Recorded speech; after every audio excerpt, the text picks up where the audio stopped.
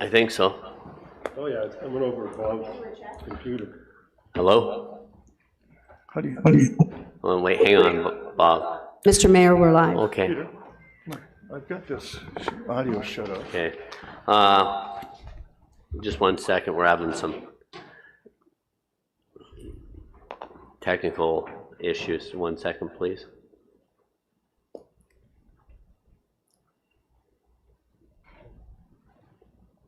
Peter? You'll have to close off his computer mic.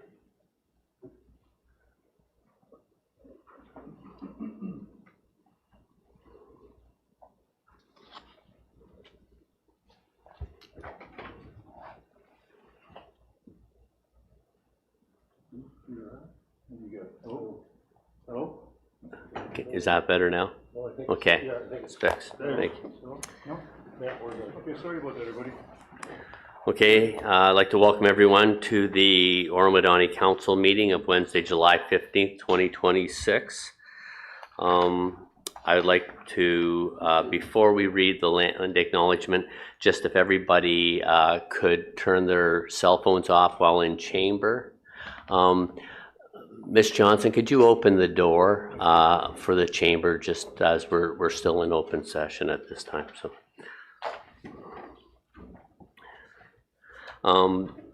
So just a couple of housekeeping items. If you come to the mic to speak during open forum, please adjust the mic so you're directly speaking into the end of the microphone. And as this meeting is being live streamed for those watching from home. And council members, when you speak during discussion, please make sure we're all speaking into the mic as well, so people can hear us clearly. The Township of Oro-Medonte acknowledges that we are situated on the traditional land of the Anishinaabe people and an ancestral territory of the Huron-Wendat. The Anishinaabe include the Odawa, the Ojibwa, and the Potawatomi nations, collectively known as the Three Fires Confederacy. It continues today as the home for diverse Indigenous people, including the historic Métis community in Penetangwisheen. The Anishinaabe people continue to have an enduring relationship with this land, specifically the Chippewas, the Rama First Nations, the Chippewa Tri-Council, and the Williams Treaties First Nation. The Huron-Wendat Nation also continues to pay respect and protect their ancestors and heritage on this land. We honor the Indigenous history and culture that has thrived for millennia in this territory and the treaties that bind us together as partners in the spirit of a shared, sustainable, and prosperous future. We're all treaty people. Our commitment begins with acknowledging the truth so that we can move forward together towards reconciliation. Madam Clerk, may we have a draft motion to adopt the agenda, please? Moved by Bard, seconded by Lavoie. Be it resolved that the agenda for the council meeting of Wednesday, July 15th, 2026 be received and adopted. I'll call the vote. All in favor? Any opposed? There's none opposed. May we have a motion to go past 4 hours, Madam Clerk, if necessary? Moved by Clark, seconded by Shell. Be it resolved that Rule 14.20A, as per the procedural bylaw number 2023-043, be suspended in order to allow the meeting to proceed past the 4-hour adjournment requirement if necessary. All in favor? That is carried. Does anyone have a pecuniary interest to identify at this time? Councillor Shell? Yes, thank you, Mayor. Item 18B, short-term rentals. I own and operate a short-term rental, so I'm going to exclude myself. Okay, thank you very much. Anyone else? Seeing none. For the audience in live streaming, we are estimated to be about 30 minutes. We're going to go into closed at this time in the meeting, and then we'll be going again later in the meeting. So, Madam Clerk, may we have a motion to go into closed? Moved by Hutchison, seconded by Young. Be it resolved that we do now go into closed session at 9:06 a.m. to discuss education or training of members in accordance with Section 239, 3.1 of the Municipal Act 2001 as amended, solicitor-client privilege, IT architecture. All in favor? Any opposed? There's none opposed. That is carried. We'll see everybody in closed, and we should be about a half hour to 40 minutes at the most. Thank you.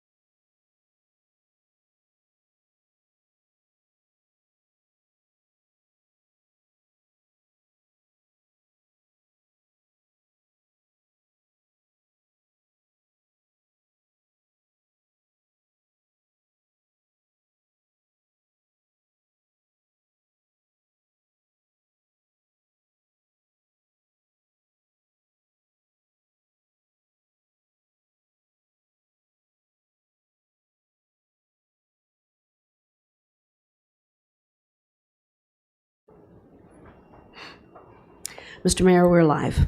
Thank you very much, Madam Clerk. I'd like to welcome everyone back. Madam Clerk, may we have a motion to rise from close and report out, please?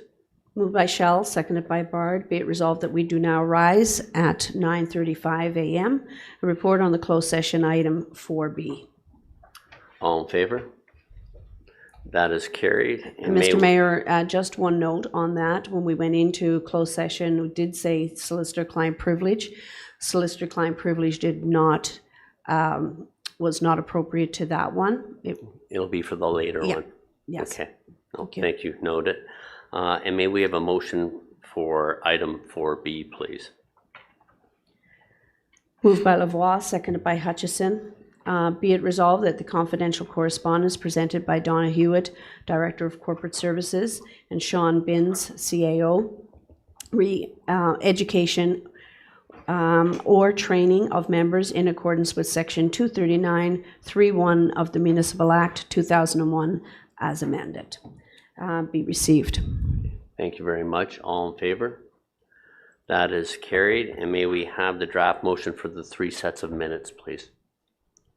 Moved by Hutchison, seconded by Bard. Be it resolved that the draft minutes of the council meeting held on Wednesday, June 24th, 2026, minutes of the special council meeting held on Thursday, July 2nd, 2026, minutes of the special council meeting held on Monday, July 6th, 2026, be received and adopted as printed and circulated.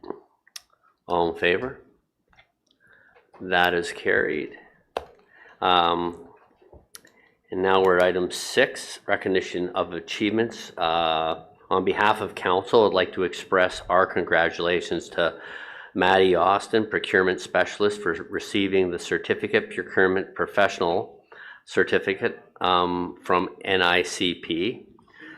The Institute for Public Procurement. This is a great achievement that validates that the certification meets the rigorous standards of ANAB through the ANSI ISO 1724 standards. These standards are critically important to the public procurement community, which frequently incorporates ANSI and ISO requirements in bids, in bid specifications and assessment. Ms. Johnson, would you like to say a few words and explain all those acronyms that I referenced? Thank you, Mayor. Yes, we would like to congratulate Maddie. As you know, public procurement continues to evolve and municipalities face increasing risks related to compliance, market conditions, and public accountability. Maddie's achievement does strengthen the township's commitment to responsible procurement practices and effective risk management, while demonstrating her dedication to professional excellence and continuous learning as a valued member of the finance team and the township. And so we were very proud of Maddie, and we'd like to congratulate her. Thank you. I just wanted to give Maddie the opportunity to speak on behalf of this. Maddie, would you like to say anything? Sure, thank you. So I just want to say thank you, Mayor, Council, and Shannon for the recognition. Earning my NIGP CPP certification was an important professional achievement for me as I transitioned from the private sector to the public sector when I took this role. And I'm grateful for the township and Shannon's support throughout that journey. And just approaching my 1-year anniversary here next week, it's been a really rewarding first year with all the progress we've made in procurement. And I appreciate the opportunity to be part of such a dedicated team, so thank you. Great, thank you very much. No, this is a great example of the continuous improvement that we instill throughout the entire team. And Maddie, thank you for everything, and wish you all the best as we move forward into exciting times, understanding that now we are being asked to buy as much local as possible, but also getting the best price is important. So may we have a motion to receive the recognition, Madam Clerk? Moved by Young, seconded by Clark. Be it resolved that Maddie Austin, Procurement Specialist, be recognized completion of Certified Procurement Professional, CPP, certification from NICP, the Institute of Public Procurement. All in favor? And that is carried. We have no public meetings this week, so now we're on to item 8, deputation presentations. I understand Jamie Cook and Brad Post from Watson Associates are available online. Welcome, gentlemen, and proceed when ready.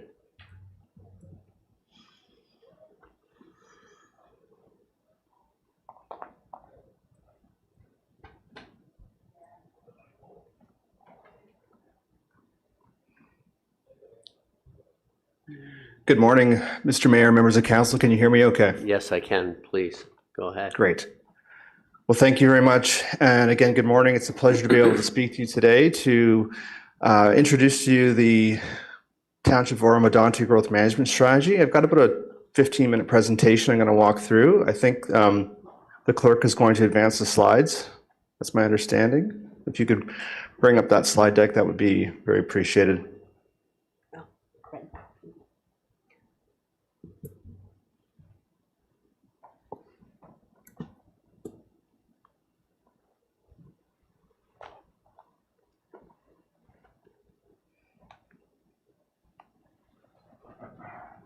Great. Can everybody see that okay? Yes, we can. Just getting that set up. So if we could just advance this slide 3, the introduction, just to start off the presentation today. So as I mentioned, the township's embarking on a growth management strategy. This is a strategy that will provide a long-term vision for the township over the next 30 years. It will ultimately integrate land use planning, economic development objectives, and infrastructure planning across the township. And we have a team of consultants that are working on that assignment. I'll be the lead consultant with Watson Associates. We also have Dillon Consulting, who's going to be assisting on some of the land use planning policies and some of the infrastructure planning aspects of the study. So ultimately, this study will be designed to sit as a background study. There'll be a critical background document to support the town's official plan update and long-term planning initiatives. It will also be informed by the provincial policy statement, which I'll speak to in a few minutes. It will also aim to implement key directions from the Simcoe County Official Plan Amendment 7, COPA 7, and it will provide recommendations for updates to those findings of that study where applicable. Next slide. So just to provide a bit of background on the purpose of the study and some of the key elements. So there will be a significant amount of technical analysis that's going to be conducted as part of the study, and it'll build on a lot of the good work that's been carried out over the last several years by the township and the county. A lot of that work has been carried out by Watson Associates as part of the development charges background study, as well as the employment strategy. So we're now looking at all broad land use categories for residential and non-residential development. As a starting point, we'll be updating the township's population, housing, and employment forecast out to the year 2056. And then from there, we'll be conducting an assessment of urban land needs for community areas, which is essentially where people live. So the residential and commercial areas, institutional areas, as well as employment areas. So these are your industrial areas, and we'll be looking again over a 30-year horizon. We'll also be evaluating land supply, considering both greenfield opportunities and intensification opportunities for potential development and readiness. We'll be allocating that growth by settlement area and rural area based on market demand, as well as planned servicing and function. We'll also be providing an update to the township's employment strategy, looking at locations for potential expansion for industrial development over the long term. And then from there, we'll be developing a series of policy recommendations to guide the growth management strategy, particularly focusing on settlement areas, but also looking at the rural system as well, and both looking at residential and non-residential lands.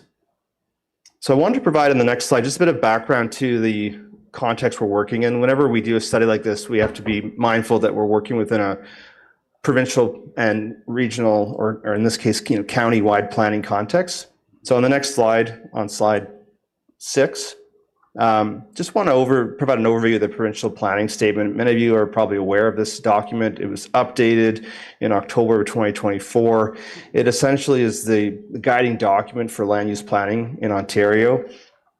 It was revised ultimately with the objective to make provide a more outcome-based, less prescriptive approach to land use planning in Ontario, with the goal of providing more housing opportunities across the province.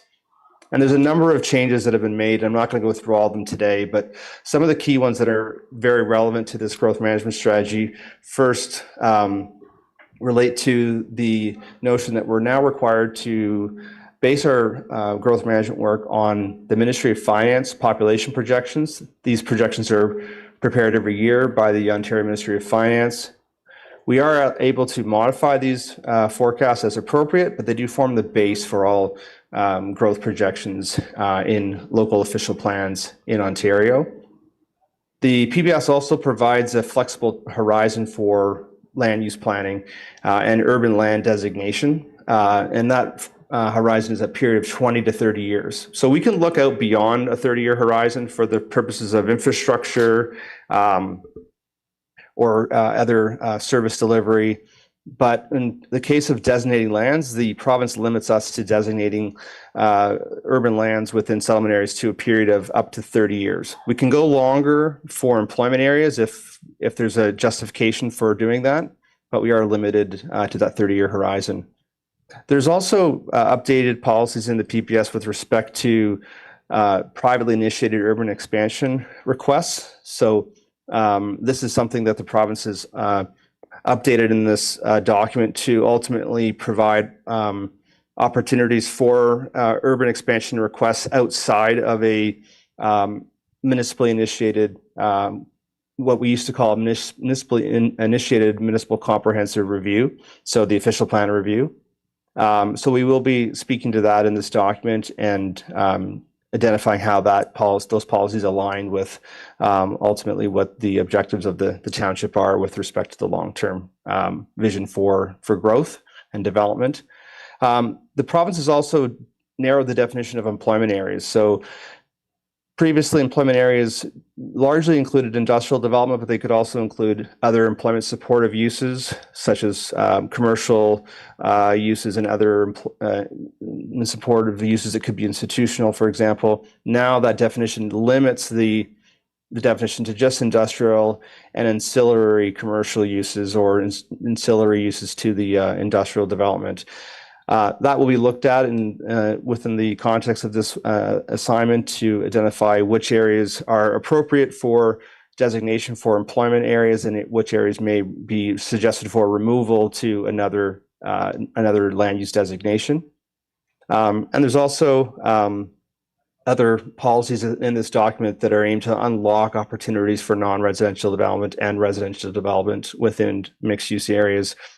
One of the primary tools of that will be the standardization of the official plan, which was ultimately put forward through Bill 98, which again we will speak to in the GMS document. Next slide. So another key objective, as I mentioned, of this study will be to ultimately implement and provide further direction and details with respect to the findings of the COPA 7 amendment. Ultimately, that document provided direction with respect to the allocations of growth within Simcoe County, including Oro-Medonte, provided direction on density, land requirements, settlement area structure, and also policy directions that aim to align direction with respect to growth, development, and infrastructure over the long term. We know from our work already that there'll be aspects of this COPA 7 that will need refinement, and we will be looking at this in detail and providing those recommendations as we work through this document. Another key aspect of the work here to identify is that there have been key changes that have come forward through Bill 185. That was the Cutting Red Tape for Building More Homes Act. And as you know, that act ultimately is the act that relates to the removal of planning responsibilities for upper-tier municipalities. Through Bill 185, the province hasn't legislated a time yet to the transfer of those responsibilities from the county to the township, but we do anticipate that at some point those responsibilities will be transferred, and something that will be discussed in this report. So in the next slide, I wanted to get into a little background on what's driving growth in Oro-Medonte and some of the key trends that we're seeing, just to get us sort of warmed up to the study. And so this is just a map here of the Greater Golden Horseshoe in the purple and green. So the GTA is in green, and the outer ring, what we call the GGH outer ring, is in purple, and you can see Oro-Medonte there in the yellow. And you can see Oro-Medonte sort of perched there at the top of the GTA above York Region. And this is important because when you look at the strategic location of Oro-Medonte, it is located directly outside of the GTHA. The GTHA is the fourth largest mega city or city region in North America. It's one of the fastest growing. I would note that the growth rates have moderated in the last few years. But it is still one of the fastest, largest growing city regions in North America. When we look at the outer ring area in purple alone, this area is anticipated to grow, even with reduced forecasts, at a rate of about 40,000 people every year for the next 30 years. So that's like adding almost 2 Oro-Medontes to this purple area on an annual basis. So it's a lot of growth that we're still planning for.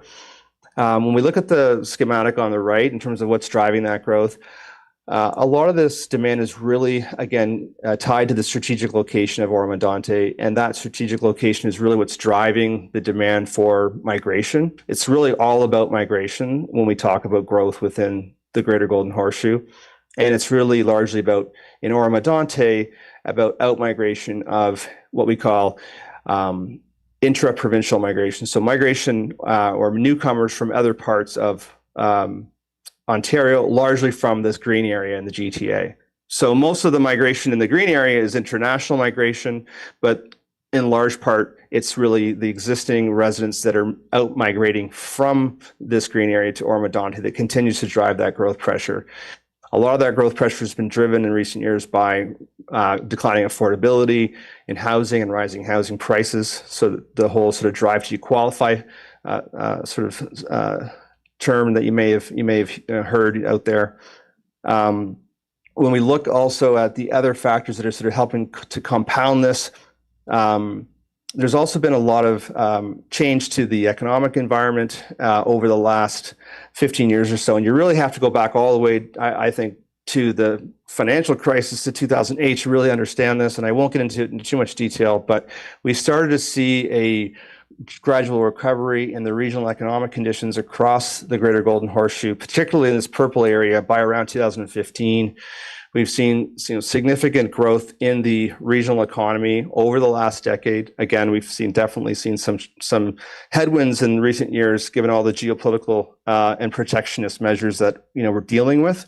But we are seeing a strengthening regional economy generally relative to that early 2008, 2009 period.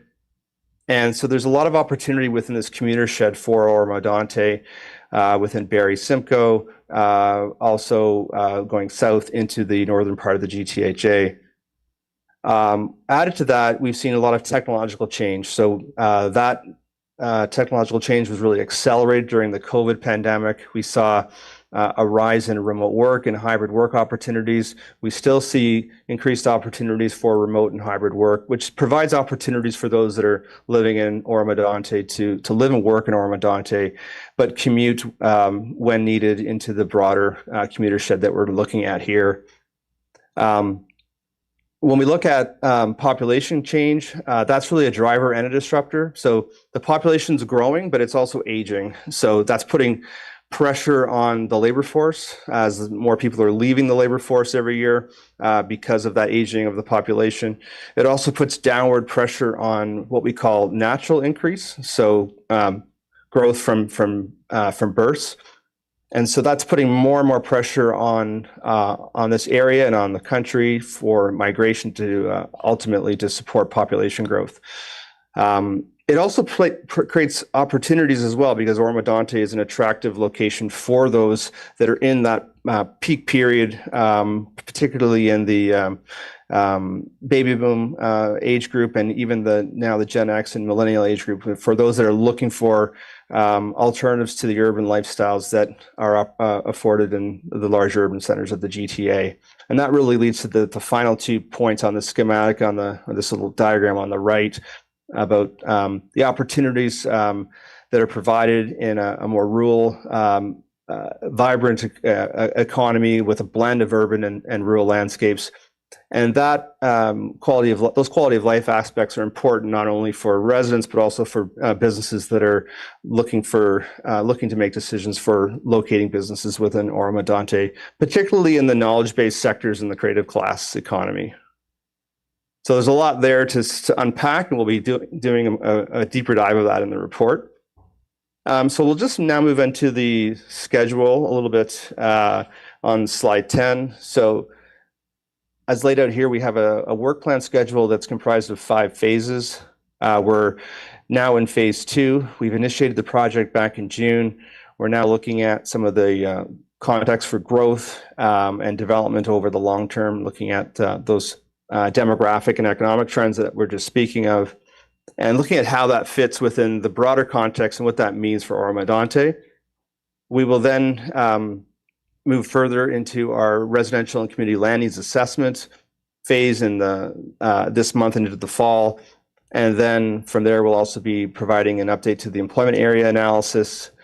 And then in phase 5, we will finalize the study and provide the overall recommended growth management strategy and action plan. So with respect to phase 2 on the next slide, want to just speak to a minute about the growth forecast. So when we look at the growth forecast, again, while we have those Ministry of Finance projections, those are a starting point, in my opinion. We're looking at those numbers and then we're testing those numbers and we're looking at how things are trending overall in the broader regional economy and what we often consider to be the commuter shed for Oro-Medonte, and then looking at how does that growth fit within the context of Oro-Medonte and what does that mean for growth within the township. And so we know that the township's been growing faster than what's been identified in the COPA 7 analysis. We'll take another look at that as we update through this study. And then from there, we will be allocating the growth by urban settlement area, or the larger settlement areas of Craighurst and Horseshoe Valley. We'll also be looking at both permanent and seasonal population. So that's also important to look at. When we're allocating growth, it's really a bit of an iterative process. So this work should be designed to provide guidance to infrastructure planning, looking at where we see market demand and potential opportunities for growth. But clearly, if we have real constraints that we can't overcome, we have to acknowledge those constraints, and we have to either limit growth where those constraints can't be overcome, or we have to provide direction of how, over the long term, what the solutions are to overcome those constraints. So that's where there's a bit of back and forth that we'll be working with Dylan to help understand those servicing constraints to ultimately identify the population and how that population is allocated. On the next slide, I wanted to get a little bit into the community land assessment. So the province provides a very they've identified that they want to be less prescriptive, but they have a very prescriptive set of guidelines that they're proposing that we expect that will be released any time now this year. They ultimately set the parameters for how we could carry out this technical work related to population projections, employment, housing, as well as land needs assessments. But again, I treat them as a starting point, and there's nothing limiting us from going beyond what those guidelines identify. So as a starting point, we'll look at the overall supply of lands within Oro-Medonte that can accommodate urban development or residential development. We'll look at both vacant lands and underutilized sites, including intensification opportunities. We know that Oro-Medonte is comprised of a number of settlement areas, and that includes a number of rural settlement areas. When it comes to land needs assessments, the focus is typically, when it comes to the quantitative analysis, it's typically on the larger urban serviced areas. But we also know there could be opportunities to round out settlement area boundaries within rural areas as well. And so our approach to that would be to take a look at these rural areas and identify if there are logical extensions or expansions in a, minor rounding out opportunities that could exist within these areas. We typically look at that more from a qualitative perspective, planning perspective, rather than trying to analyze that through a numbers exercise, just because it's very difficult to try to quantify the precise allocation of growth to a small rural community, for example. We don't expect to see big changes here, but I think there is opportunity to take a look at this and see what comes out. The land demand ultimately really is sort of based on a assessment of population and housing and the density of that housing to address the land requirements, also factoring in the needs for commercial lands and other lands that support residential development, including infrastructure, parks, and other other lands that are not related directly to the lot fabric of a residential development. That demand then gets compared to the supply to ultimately assess the need for urban land over the long term. Next slide. So similarly to the residential work, we'll also provide an update to the employment land supply. So we did look at that several years ago, just following right around the time of the pandemic. We looked at this and we provided directions with respect to the long-term needs for employment areas throughout the township. We'll be providing an update to that supply and demand analysis. And we'll also be looking at this again through the lens of the revised PPS definition. And so in certain cases, if we've identified lands that don't meet that definition of the new definition of an employment area. So this would be if there's employment lands that really are not accommodating or expected to accommodate industrial development, those lands would be potentially recommended for removal through this exercise to another commercial or other non-residential land use. And then also part of this exercise would be look at strategic locations for potential expansions to employment areas across Oro-Medonte. The last phase of the study on the next slide deals with the policy directions. And so there's a number of key policies directions that will come out of this work. One of them being as a starting point to update the growth projections. We'll also be reaffirming the establishment of the settlement area hierarchy and identifying any changes to that structure of in the OP with respect to the land use and urban structure. We'll be identifying where settlement area boundary expansions are required and appropriate. We'll be expanding and evaluating changes to the settlement area framework to evaluate new, expanded, and rural to service settlement areas, as well as providing considerations for planning within the rural area. That's largely related to the residential and non-residential areas outside of industrial areas. For employment areas, again, we'll be providing new policy directions related to the designation of employment areas to align with that updated provincial definition, identifying the opportunities for employment area expansion, as well as additional guiding policies, planning and economic development policies to ensure the overall development and competitiveness of the township's employment areas. There'll also be some high-level infrastructure considerations to support development within this key settlement areas and rural area within the context of the overall planning framework. Next slide. So as part of this work on slide 16, we have identified an engagement, a program working with Dylan. We're getting geared up now to consult with a number of businesses and developers through a virtual session in September. We are looking at a targeted outreach program to those key individuals or those key groups. We'll then also be planning a public information center, what we call a PIC, to engage with the public and address feedback on the GMS, the overall directions and preliminary findings. That's scheduled to occur within late fall. We'll continue to have ongoing coordination with the township And we also have 2 additional council presentations that are planned this year. One to provide the preliminary recommendations or updates to the analysis, and then the last meeting to present the final results. Next slide.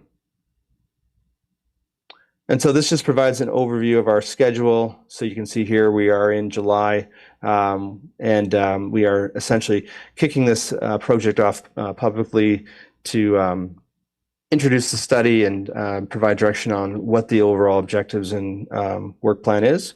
And we'll be, again, getting back to you.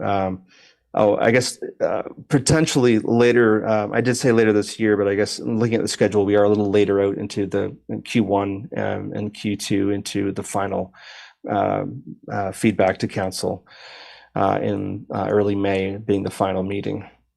So I do apologize for that misdirection there in the previous slide. So that provides the overview of the presentation, and I'm happy to take any questions at this time that you might have. Oh, thank you very much for your presentation. I have a question from Councillor Hutchinson. Thank you, Mayor Greenlaw, and thank you, Mr. Cook. Actually, a couple of questions. Your presentation was really very interesting, and clearly, there's a need for this type of work to be done here in Oro-Medonte. But what I'm seeing missing from this, or there hasn't really been any discussion, is the fact that a couple of our larger settlement areas currently, which would be the Horseshoe Valley and Sugarbush areas, are located on or near the Oro Moraine or their sensitive recharge areas. And my concern here is that going to be part of the consideration of this big overall plan? We also have source water protections in place. We're in a very ecologically sensitive area here, and I sincerely hope that that's going to be heavily considered in these projects. Thank you. Thank you, and through the mayor, yes, we will be looking at this. So from the perspective of developable lands and looking at the natural heritage system, we definitely be considering where areas are available for potential development and where areas would be essentially no-touch areas or areas that are identified under the natural heritage system. So we're not looking at large-scale development outside of the existing policies that guide growth within the moraine or any other areas that are considered to be protected. We will be working with Dylan and the township to provide additional background information on some of those other environmental constraints that you mentioned with respect to source water protection. So those would be factors that would be considered as we evaluate and review location options for development and expansion. Thank you very much. Deputy Mayor Lavoie.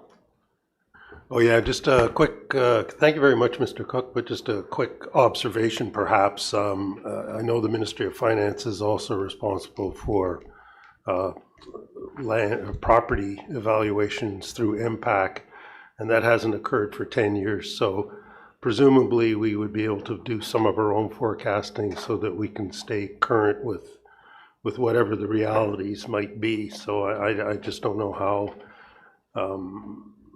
diligent the ministry might be with regard to producing their numbers annually as is thought they might. So just a comment in terms of building a little bit of resiliency into the project so that we don't end up using numbers that we can't verify or validate. Yeah, thank you, Deputy Mayor. And just to provide a point of clarification through the mayor, those Ministry of Finance projections, they're only provided at what we call the census district level. So they only go down to the combined area of Simcoe and Barrie. And so one of our jobs is to then look at those numbers, see what we think of them at that broader level, and then provide the direction of how they get allocated to Oro-Medonte and then within the settlement areas of Oro-Medonte. Supplemental?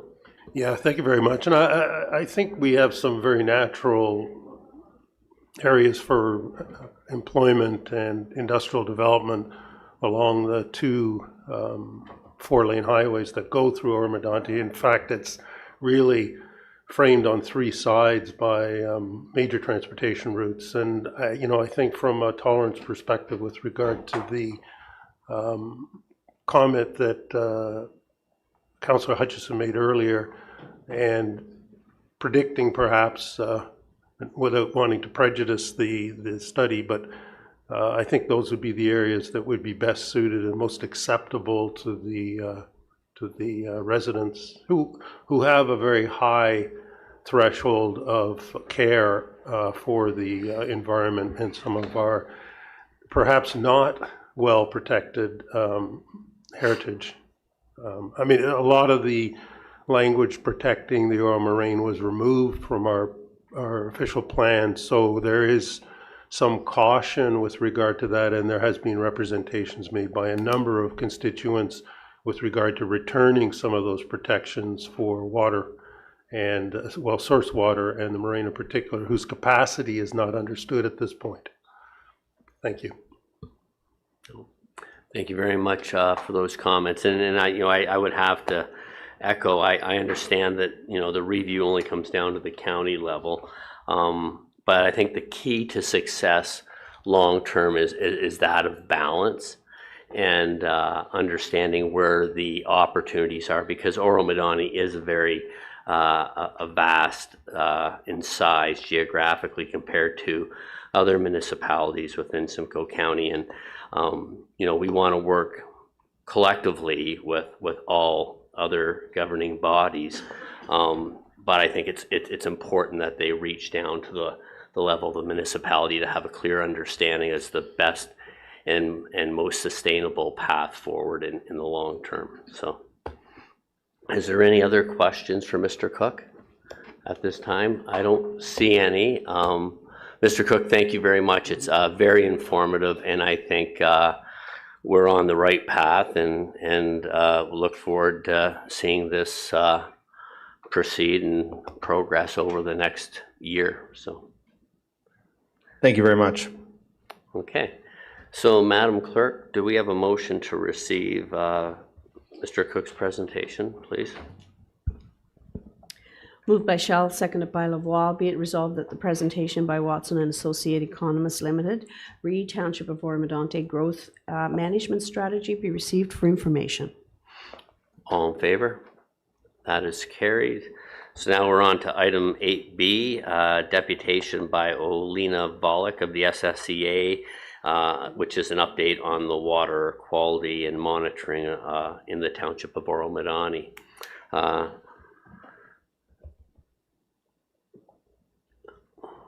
If Olena is she's online. Oh, thank you very much, Ms. Volek. If you want to proceed when you're ready, that would be fantastic. Welcome. And second, well, it is primarily, but I should have at first welcome to the Chamber of Oro-Medonte, and we look forward to hearing your update. Thank you, Mr. Mayor, and good morning, Deputy Mayor, members of council, staff, and guests. And first of all, thank you for the opportunity to provide an update on surface water monitoring activities in the Township of Oro-Medonte, and also I would like to discuss future monitoring opportunities. So next slide, please. Just quick note, as you see from the first slide, that presentation was supposed to be in May, so it's a bit outdated. But I think most of the information is up to date. First of all, I would like to provide some overview of our current monitoring programs. So as you can see, we have quite a lot of location in the township, and I believe today I'll be focusing on Inland Lake monitoring program that currently includes Bass Lake, and this work is funded annually by the township. And in addition, we monitor Cold Water River through the Provincial Water Quality Network, and this program is a partnership between SSCA and Ministry of the Environment. So SSCA is completing field sampling and Ministry is providing lab support. Next slide, please. So this slide provides information on 2025 monitoring highlights. Before 2025, Bass Lake was monitored on 5-year rotation with biweekly sampling during monitoring year. And in 2025, SSA shifted to annual monitoring, and the updated program included biweekly nearshore observation and 2 deep water chemistry sampling events. And our major focus was on early detection and reporting of algae bloom, because we know that algae bloom at Bass Lake is a huge concern, and that's why we decided to redesign our monitoring program. And also in 2025, SCCA also began using new tools to collect and share water quality information more quickly. And one of example is Aquatrol 700, which is cutting-edge multi-parameter zone, which make our life much easier. And we want to thank to the township for their financial support. This tool allows us to proceed to process and report monitoring results within about 48 hours of a field visit. As a result, we started producing rapid reports with a focus on identifying and reporting possible algae blooms. Last year, rapid reports for Bass Lake were issued bi-weekly, and we will continue this year. To make information easier to access, QR code signs were installed and monitoring locations with support from the township, and residents and visitors can scan the code and view the latest monitoring results directly from SCCA website, and you can see that site on your left. We continue this rapid reporting program in 2026 with nearshore observation every 3 to 4 weeks and 2 deep water chemistry sampling events. This updated schedule is based on 2025 results, which allow us, which show us that water quality condition did not change much over the 2-week period. Also, we expected that algae blooms monitoring will also be supported through the Smart Water Watch program, helping SCCA focus staff time on urgent field visits and bloom investigation when needed. Next slide, please. So now I would like to share some monitoring results, and let's start with Bass Lake. Unfortunately, blue-green algae bloom began developing in July 2025 last year, and it persisted into September. On a positive note, water clarity was higher than long-term average. However, dissolved oxygen levels were lower than average, which may affect fish and other aquatic organisms, but it's still within acceptable and good level. Also in 2025, electrical conductivity, which is indicator of amount of dissolved minerals and salt in water, was lower than long-term average, which is encouraging, but it represents only 1 year of data. And next slide, please. And when we look on the next slide, we can clearly see that both electrical conductivity and chloride concentration have been gradually increasing over time.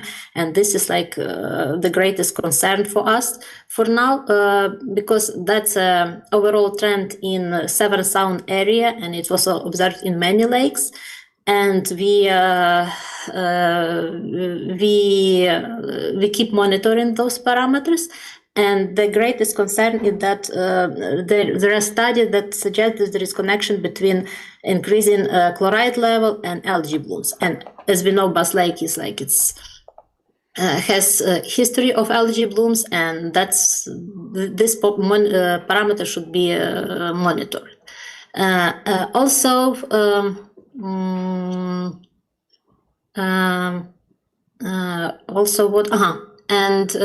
However, on positive note, we can see that phosphorus concentration have been declining over long term, and overall water quality index remain good. And this water quality index is a summary measure of lake health based on several key indicators, including phosphorus, dissolved oxygen, and water clarity. And it provides overall a picture of water quality and allows us to track changes over time. Next slide, please.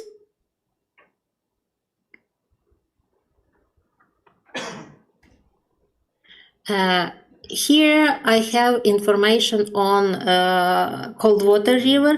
Unfortunately, it's not doing so good as Bass Lake, and we can see that water index is between fair and marginal.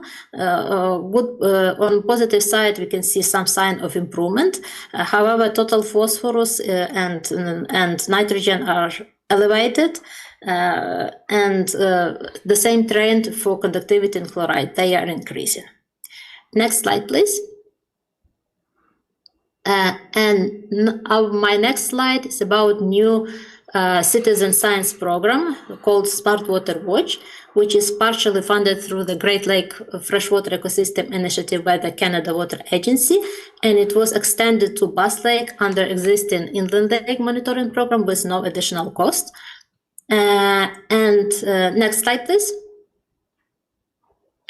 This program aims to track changes in lake conditions by combining SSA monitoring program with new technologies such as mobile apps, satellite data, and observation collected by residents and citizen scientists. Basically, we will use SSA monitoring data and observation from citizen scientists to help validate satellite data. And I know that there is like a huge growing interest in using satellite data, so we decided to explore this area. And we hope that this program will help us better understand the limitations of satellite observation, identify the best ways to use them, and explore what additional information they can provide. Through this pilot program, residents and visitors can submit observation and photos of lake condition using an online form, which is active right now. And we are working with Bass Lake community, providing additional information on that. Also, I want to mention that while there is a strong focus on algae blooms, people can also report other unusual conditions they notice. I also want to emphasize that this does not replace reporting blooms to the ministry. This is our SSA internal tool that helps us better understand where blooms occur, how they move, and when they develop. We are planning to review all submissions and follow up when needed with additional monitoring, sampling, or site visits. And you can see QR code, you can scan it and join that program. And next slide, please. The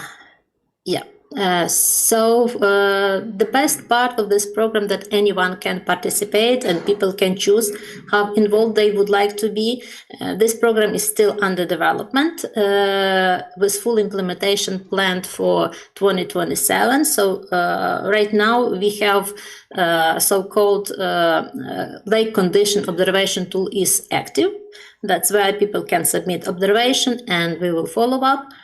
And we are working on the other parts of this program. Also, we develop pilot signs with QR code that allow residents and visitors to quickly submit observation from the field. And we already, I believe, our team dropped those signs at the municipality, and we are working with municipal staff to make those signs installed at Bass Lake. What else? I don't have like an updated slide. As I said, like this presentation is a bit outdated, so I don't have like special slide, but I just want to provide some information that SCCA hosted an introductory webinar on June 30th. Related to this Smart Water Watch program, and we had 4 featuring guest speakers. We had representative from Canada Water Agency. Also, we had representative from NASA who introduced Stream platform because NASA became interested in SCCA data, and we share data. And as a result, coverage of this Stream platform, which provide information on chlorophyll and water clarity around the world, will be extended into 7 Sound area and also into our inland lakes. Also, we had professor from Queen's University. She discussed using of satellite data for lake monitoring, and we had a team from University of Maine who developed a mobile app, it's so-called Hydrocolor, that will be using for our monitoring. Basically, you can use your smartphone camera to receive information on water color, water clarity, and we will try to use that information. Also, the webinar recordings will be available to the public in August. We are planning next webinar for September 1st. This webinar will focus on becoming a lake observer and using smart water watch tools. And we will show how to submit observation and how to use those tools. So stay tuned for updates. And next slide. I believe that's the last one. Yes, so some like long-term vision of this project. Smart Water Watch is funded through March 31st, 2029, and the goal is to build long-term data set and develop ways to use satellite data to support water monitoring.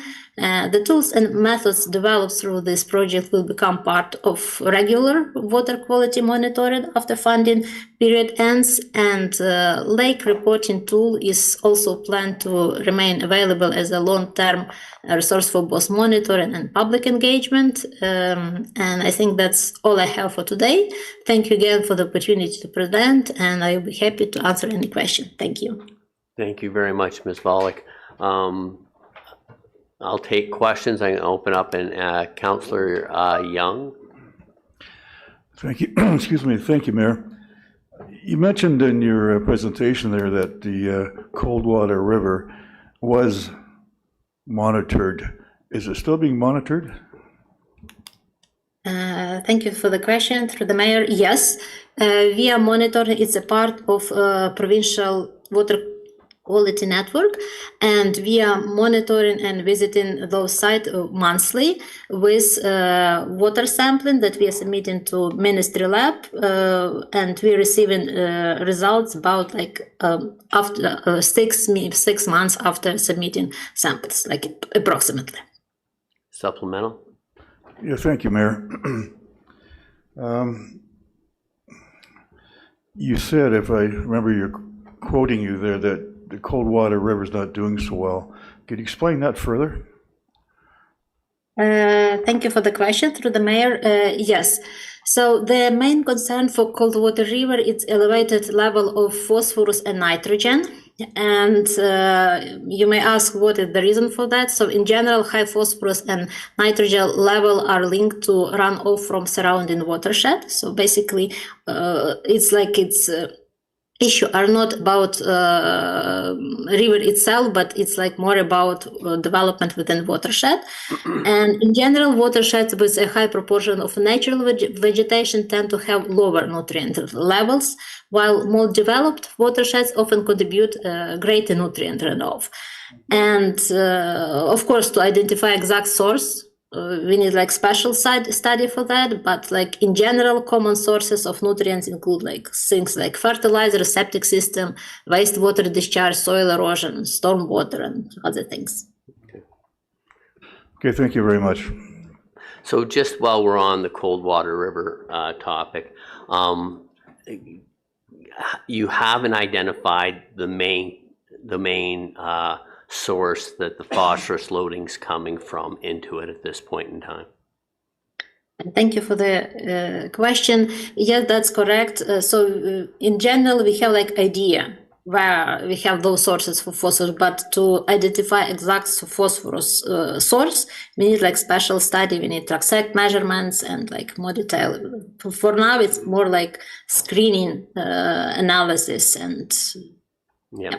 Okay, and how long do you think it would take for those studies to be complete that would hopefully provide a concluding identification of the source?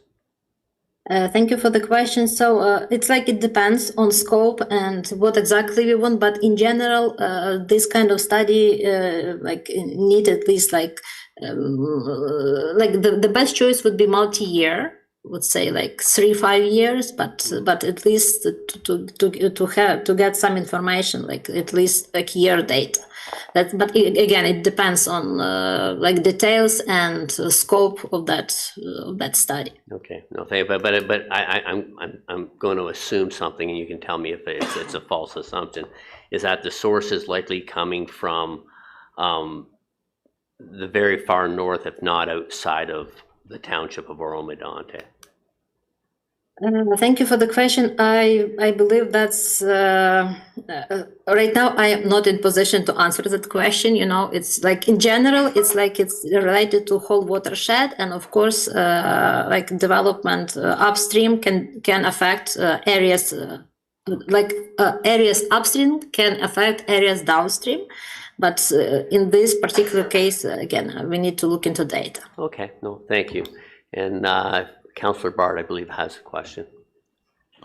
Thank you, Mr. Mayor. Through you, a lot of the residents around Bass Lake are wanting these updates, and you've made these QR codes available on signs. Thank you. Have you shared these QR codes with the Bass Lake Ratepayers Association? And if not, could you do so that they could send these QR codes out to the different beach associations around the lake? Thank you for the question through the mayor. I believe that our team was present at Bass Lake Ratepayer Association meeting. Unfortunately, I was not able to join that meeting. And as far as I know, we provide like handouts for people with QR codes. And I believe in May we had like information session or like meeting with representatives from that association, and we shared information about Smart Water Watch, about those QR codes. So so we try to share that information, and I believe like it should be available for them. Thank you. Councillor Hutchison, and then Deputy Mayor Lavoie. Not really a question, just more of a comment. So, Elena, thank you. It's great working with you and being part of the SSEA board. And I like through your presentation, you talked about sort of where some of the township funding goes to, but then the other associations that SSEA is working alongside with, either for lab work or development of programs. And I think it just really does demonstrate to council, because it's hard to sort of paint the picture of where does our money go when we're making decisions about supporting organizations like SSEA. And, you know, they've been very, very proactive, introducing new technology like the Aquatrol. I had a chance to go out and actually see that in action, and you know, being really connected with our community, particularly around Bass Lake. I think it just does demonstrate the value that we're getting for the support that we provide SSEA. Thank you. Thank you very much, Councillor Hutchison. Deputy Mayor Lavoie. Oh, yes. Thank you very much, Mr. Mayor, and through you to Ms. Volek. Thank you very much for your work, and you've certainly educated me. I never knew what a limnologist was previously, but thanks for that work. It's very important. I did just want to ask one question with regard to the condition of the watershed. It seems to be different than the condition of the lake, in particular Bass Lake, and I'm wondering whether the condition of the watershed is a indication of where the lake condition is headed, and perhaps if you could comment on that, that would be appreciated. Thank you for the question through the mayor. Yes, as I said, rivers and like any water body, it in general reflects condition around them. So that's a I would say rule. So whatever happening within watershed, it will be affecting water in the water body. And of course, as I mentioned before that watersheds with higher portion of natural vegetation tend to have like lower nutrient inputs, and overall water bodies that are collecting water from watershed with natural vegetation tend to have like better water quality. And in general, more developed watersheds like affect water quality within water bodies, and in general those water bodies tend to have lower water quality. Thank you very much. And Councillor Young had another question. Yeah, thank you, Mayor. Ms. Folk, where exactly are these monitoring stations along the Coldwater River? I know it depends on flow and that sort of thing. Peter, Mr. Deputy Mayor just showed me where, but could you tell me exactly where they are in terms of perhaps streets or whatever? Just a sec. I need to check. I need to open my map because I don't have on top of my head that information. So if you let me. Okay, that's.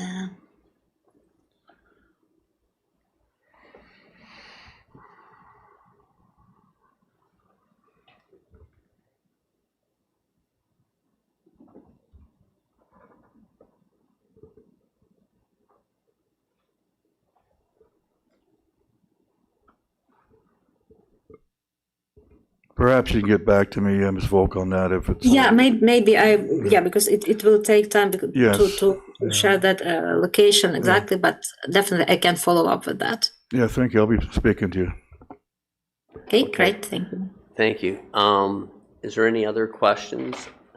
I guess the only one thing, if you could give just a brief update on, for the public so they can understand, the big concern is this blue-green algae that has, in the last couple of years, propped up in, come up in Bass Lake as well as Lake Simcoe. Has the scientific research drawn any firm connections to what is causing it? Thank you for the question. So there is like different views of that problem, but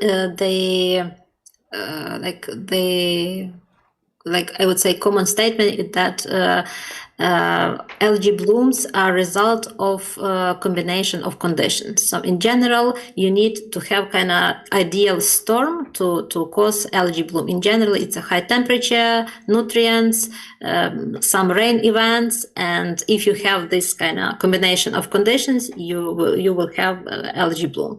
That's I would say like where all scientists are agree. Okay, no, well, thank you very much. If there's no other questions, I do want to take to reiterate what Councillor Hutchinson said, is that we thank the SSEA for all the great work that they've done as partners in water source protection and in the services you have. We've had nothing but accolades come back from the residents of our township. So thank you very much for taking time to present today, and for all the hard work that your organization has provided to our township. Thank you so much. Thank you. Madam Clerk, we have a motion to receive Ms. Volek's presentation, please.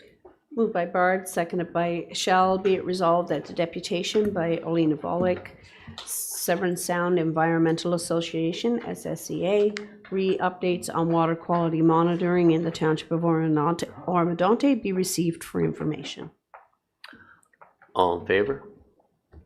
That is carried. So we're now on to identification. Is there anybody in chamber who would like an item moved forward on the agenda because they're not staying for the entire meeting? Seeing none, we'll move to open forum. Madam Clerk, have we had anyone register for open forum? No, Mr. Mayor, we have not. Okay. And is there anybody in chamber that would like to speak? I don't see any. So we will move on to item 11, reports of municipal officers for action. I understand we have Jennifer Hess and Keith Taylor of One Investment, also who will be online to answer any questions. But at this time, I'll hand the floor over to Ms. Johnson. If you would like to provide a summary comments to this matter, please. Thank you, Mr. Mayor, and members of council and members of the public. Today's report represents the final stage of council's review of the township's investment framework. Following council's June presentations from RBC Dominion Securities on the legal list framework and representatives from One Investment on the prudent investor framework, staff are recommending adoption of a new investment policy and bylaw that incorporates both approaches and replaces the township's 2006 investment policy and bylaw. As of June 30th, 2026, the township held approximately $33.3 million in reserves and reserve funds. Staff recommend continuing to invest the money required immediately, which is defined as MRI, within the next 2 years under a legal list framework, while allowing eligible money not required immediately. That's considered MNRI in the policy, and that's for funds that are not required immediately over 2 years, so more long-term, to be in the prudent investor framework. So this approach improves diversification and long-term growth potential while maintaining sufficient liquidity for operational and capital needs. Today's recommendation is primarily a governance decision. Approval would authorize the township to apply to the One Joint Investment Board, which is required under the Municipal Act to access the prudent investment framework. No funds would be transferred at this time. Council would continue to establish the township's investment policy, objectives, and risk tolerance, while the Joint Investment Board would oversee investments within those approved parameters. If approved today, staff will complete the required onboarding process with One Investment, including developing an investment plan aligned with council's policy, confirming the MRI and MNRI reserve balances, and submitting the township's application to the Joint Investment Board. Staff will then return to council with an implementation plan and recommend fund allocations before any funds are transferred. This would be considered for transitioning beginning January 1st, 2027, after the One Joint Investment Board has hopefully approved the township becoming part of that board and committee. It's also important to know that the township's reserve balance of approximately $33.3 million does not include reserve balances held by the MSC, which is the Oro-Medonte Holdings Corporation. Approximately $11.49 million was transferred to the corporation effective January 1st, 2025, as part of the transfer of the township's water, wastewater, and street lighting assets. Under the proposed investment policy, these funds are classified as restricted special assets and are not eligible for investment under the prudent investment framework. They will remain invested in legal list frameworks.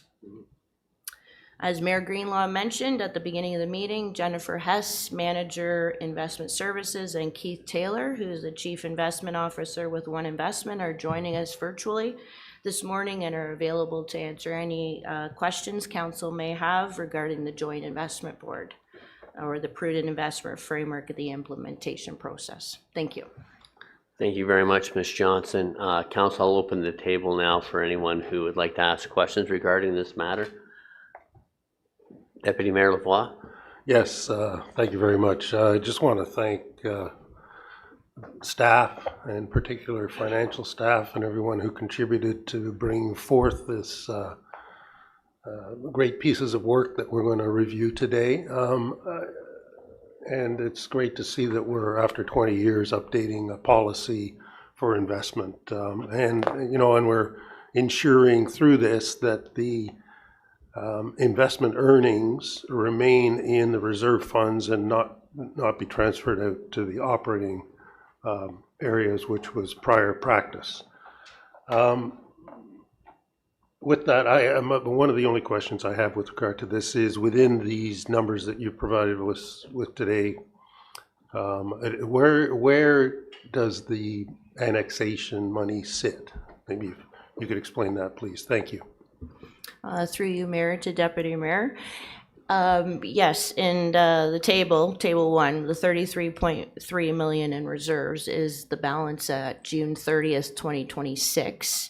It does include the $10.155 million from the annexation. It is under the capital discretionary reserves line, so it has been included there. Thank you. Perfect. Any other questions at this time? I don't see any. I do want to thank Jennifer Hess and Keith Taylor for making yourselves available And as I will echo, as the deputy mayor's already pointed out, I want to thank Ms. Johnson and her team and the entire staff, because this is something that has taken a collective approach across all departments of the township to pull together. And I think it puts us in a much better spot moving forward as we build our reserves, as I'm sure there'll be more challenging days before there's full sunshine for a period of time. So thank you very much. And Madam Clerk, may we have a motion for this item, please? Moved by Lavoie, seconded by Clark. Be it resolved that FI 2026-10, Shannon Johnson, Director of Finance, Chief Financial Officer, adoption of the Prudent Investor Framework and Investment Governance Approach for Long-Term Reserve Funds be received and adopted. That bylaw number 2006-047 being a bylaw to adopt a statement of investment policies and goals with respect to the investment of surplus cash, reserves, and reserved funds be rescinded. That the prudent investment framework pursuant to section 418.1 of the Municipal Act 2001 be adopted through approval of the enabling and authorizing bylaw number 2026-069. That the new investment policy, POL-FIN 16, which consolidates both legal list and prudent investment framework into a single policy, including the definition and governance of money not required immediately, MNRI, as adopted. That the township be authorized to participate in the One Joint Investment Board, one JIB, and that council approve execution of the related agreement.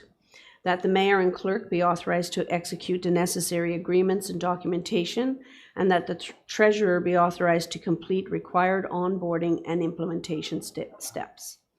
That council acknowledge that the township will implement the prudent investment framework over a defined transition period, during which governance structures will be established, MNRI balances will be confirmed, and an investment plan will be developed.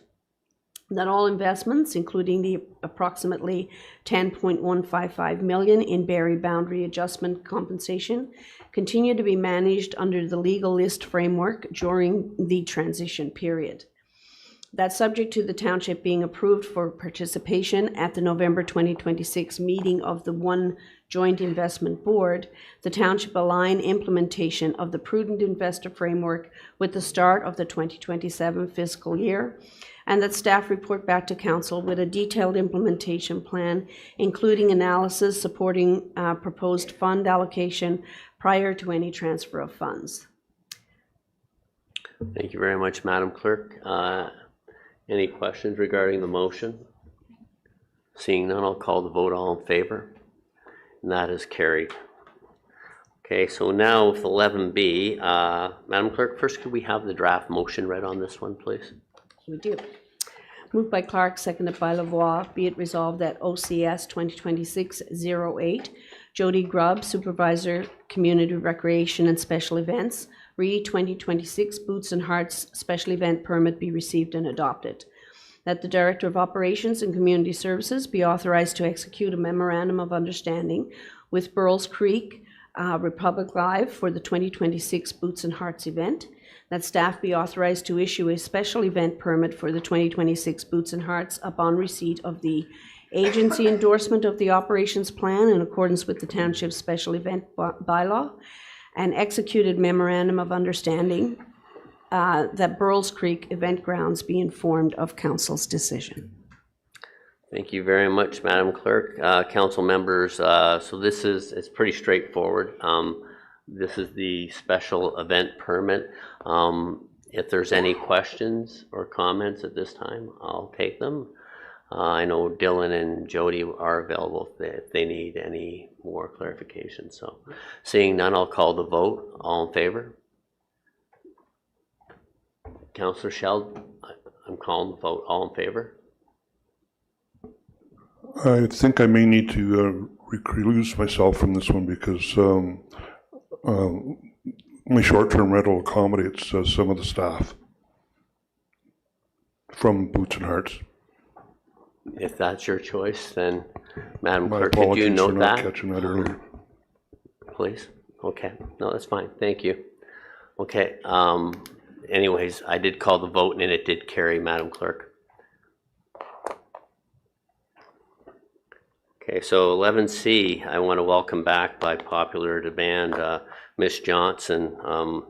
Would you like to give a summary comments in regards to the contract awards and budget approval, please? Yeah, thank you, Mayor. I'm presenting report FI 2026-09, which is regarding the proposed ERP replacement project, implementation services award and budget approval. Before discussing the recommendation, I think it's important to recognize the work that's been completed over the last 2 years to stabilize and strengthen the township's financial systems. With council's support and in partnership with finance staff and WSCS Consulting, the township has implemented a new chart of accounts, enhanced the financial reporting, restored key financial controls and reconciliations, and strengthened overall financial governance. This work has significantly improved the reliability of the township's financial information and required considerable effort from staff across the organization to adapt to new processes and reporting structures. Staff are not recommending this project because the current system is failing. Dynamics GP remains stable and is only supported by Microsoft until the end of 2029. However, ERP implementations are significant business transformation projects that require planning, testing, training, data migration, and change management. Beginning the transition now allows the township to complete the project in a controlled and low-risk manner before the vendor's support ends. Staff are recommending Microsoft Dynamics 365, Business Central, and Sylogist Gov through a single source procurement approach. Based on our evaluation, this represents the lowest risk option. It aligns with the township's existing Microsoft environment, and it builds upon the substantial work already completed. RSM Canada has already completed a discovery and migration tool that has just looked at the township's data to determine what amount of work and the quote that they have given us, but there has been no migration done at this point. That was just more to get an understanding of the of what our data is looking like. While WSCS Consulting has extensive knowledge of the township's financial systems, business processes, and reporting requirements, a competitive procurement process would have added time, cost, and implementation risk without providing a clear operational benefit. The implementation is expected to take approximately 8 to 10 months, with a target go live between April and June 2027. Staff have completed system demonstrations and municipal reference checks and are confident in the proposed solution will meet the township's requirements. From a financial perspective, council is being asked to approve a year one implementation budget of approximately $822,604, including additional funding request of $582,604 from the Information Technology Reserve. The reason for the difference is 2026 budget, there was $240,000 remaining. The reason for this amount remaining is once we knew that the current system was going to be no longer supported, we halted the project plan for implementing fixed assets, purchase order, modules. There was no reason to implement those systems in the GP environment. That would have been a waste of time and funds. So we halted the project knowing that we needed to move to this new ERP platform and then had this remaining funding to put towards that new ERP implementation. So that is approximately $240,000 that remains in the 2026 budget now. So this is the reason for just the additional $582,604 that's being requested today for the year one capital costs. The report also identifies estimated annual operating cost increase of approximately $99,746 beginning in 2027. This reflects the cost of a modern cloud-based ERP platform, integrated municipal tax and utility modules, and ongoing application support. So with GP's license dropping off, the current GP license dropping off of approximately $62,000, we have a new operating license with a new system. They're pretty much the same amount, so it is a net zero at that level, but we do need to pay for the property tax and utility ongoing license module. That's approximately $60,000.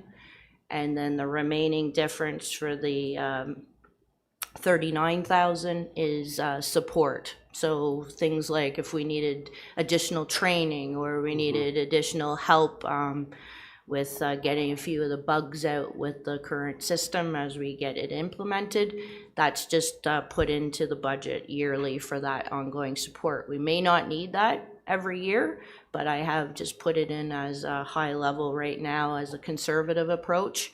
But we hope to reduce that amount and not need to spend that every year. So that is the reasons for the additional approximately $100,000. And staff are also recommending RSM Canada as the implementation partner and WSCS Consulting as the township's independent project manager. RSM's experience with Dynamics 365 Central and Sylogist was confirmed through the positive reference checks I mentioned, and WSCS brings extensive institutional knowledge from its work supporting the township's financial system stabilization since 2024.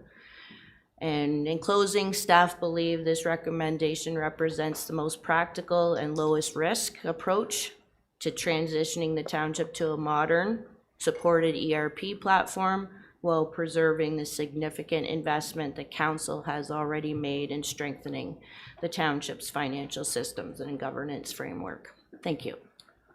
Thank you very much, Ms. Johnson. Great report. And I think I have to applaud, as all council does, is you identifying or having the foresight and vision of where we need to get to quickly in order to be best prepared for years to come, because data and record keeping is key, but also we are quickly transitioning from a rural small municipality to a mid-sized municipality, and you're setting us up for success down the road. And there is a time when the investment has to be made. And you know, I appreciate you stopping some projects from going forward, which save money that could be directed towards this. So that's fantastic. So council, I'll open up the floor for any other questions or comments in regards to this matter. Deputy Mayor Lavoie, and then Councillor Bard. Yes, once again, thank you very much. I mean, I think ultimately what we're looking at here is a big pill to swallow. I do want to thank everyone on staff for recognizing the importance of moving this township in a low-risk manner into the digital age. And I want to draw the public's attention and council's attention to the, and I'm going to be non-diplomatic here, the train wreck that was the transition out of Baker. And at that time, there weren't sufficient resources assigned to ensure that that transition took place, and we ended up in a circumstance where we were unable to manage our general ledger and know where the money was flowing around inside of the township. That is not a situation that can be tolerated, and nor should it be repeated. So in recognition of where we need to be and to do it in controlled and low-risk management environment while knitting together our many digital platforms. This is crucial. So has my full support, although I recognize that we are taking a big bite in the future. So thank you very much. Thank you, Deputy Mayor Lavoie. Councillor Bart. Thank you, Mr. Mayor, through you to Ms. Johnson. Thank you for your very detailed report, and then also the summary you've just given and kind of taking some of my questions away. But one of the concerns that I had, and maybe some others would, is that we didn't follow the competitive procurement process. And obviously, you've done a lot of work into this and research and recognize that by acting in this way, that there were certain savings by pausing that 240,000, for example. I guess what I'm asking is, can you explain some of the advantages to acting now instead of maybe a delayed process and looking at some other platforms that may be available? And then a follow-up is just to reassure and give me some, I guess, your confidence in the stability of this platform that we're choosing to move forward with, please, and thank you. Through you, Mayor, to Councillor Bard, thank you for the comments and the question. We felt with the competitive process, it would have added approximately 4 to 6 months on top of the timeline. As you know, Dynamics was going to be, Microsoft was not going to be supporting the current ERP system by the end of 2029. There's approximately 400 municipalities that I've been told that are on the current GP system at this time that all need to get moved over by the end of 2029. I felt it was prudent to, because of the work that we had currently done on the chart of accounts and redesign that is very similar setup that is in Dynamics 365 now, that I felt that it was the most efficient system also to move over.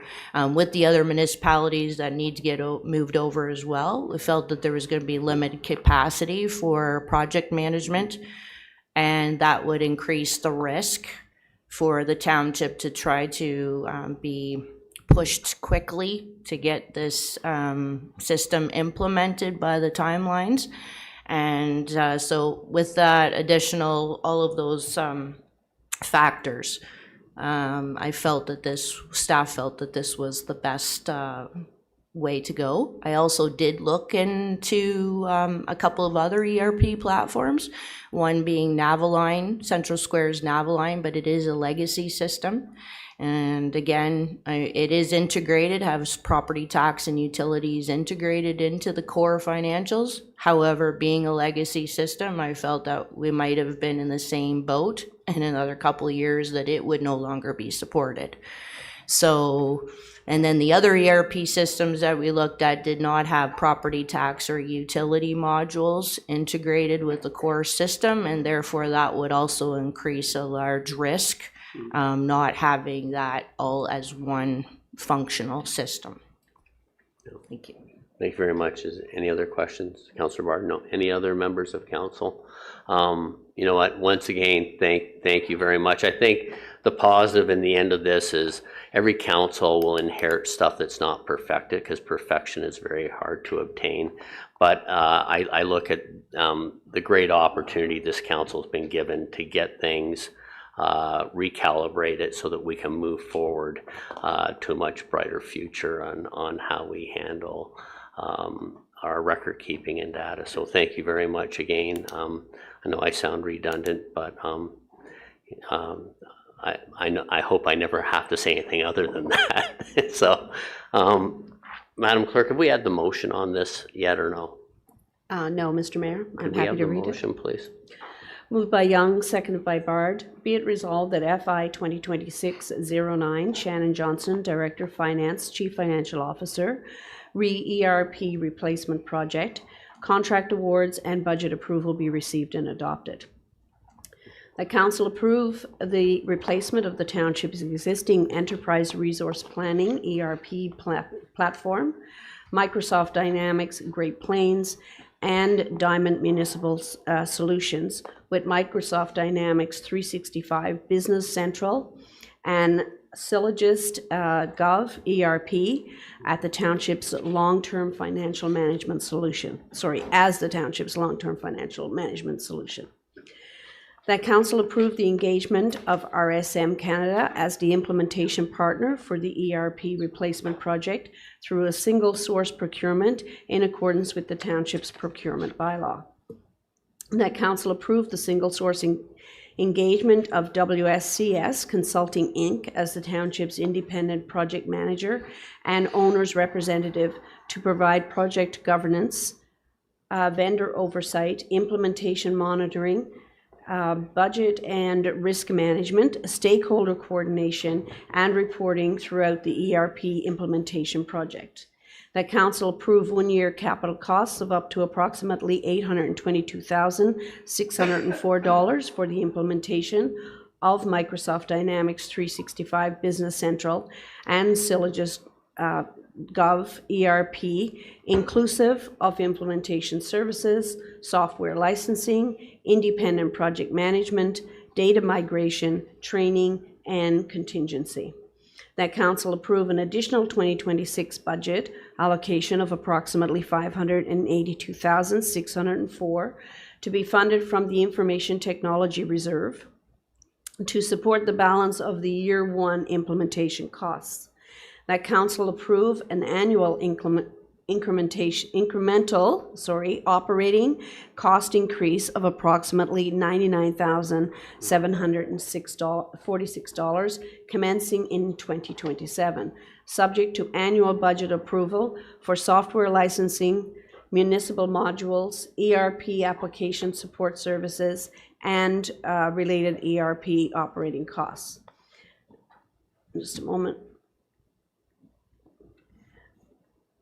That council approve an annual, I've done that one, that the CAO and Director of Finance, CFO, be authorized to finance and execute all necessary agreements, and that staff provide periodic project status updates to council throughout the implementation, including reporting on project milestones, schedule, budget, change orders, risks, and overall project status.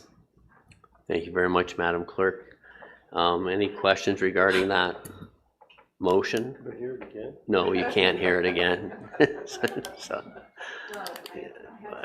Yes, yeah, but anyways, no, thank you very much, Madam Clerk. Then I'll call the vote. All in favor?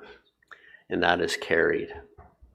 Okay, so now we're on to our last presentation by Ms. Johnson in regards to the reserve fund policy adoption and the reserve framework. So Ms. Johnson, if you want to. Yep, thank you again, Mr. Mayor and members of council. This report's an important step in establishing the financial framework that will support the township's long-term financial plan. Reserves are a key tool to municipalities used to manage risk, fund future infrastructure equipment and replacement, and maintain financial flexibility. And this policy establishes a consistent approach to how these reserves are governed, funded, and utilized. As of December 31st, 2025, the township maintains approximately $27.18 million in reserve funds. In the investment report prior to this report, you would have noticed I mentioned $33 million, but at that $33 million was as of June 30th, 2026, and included the Berry boundary money at that time.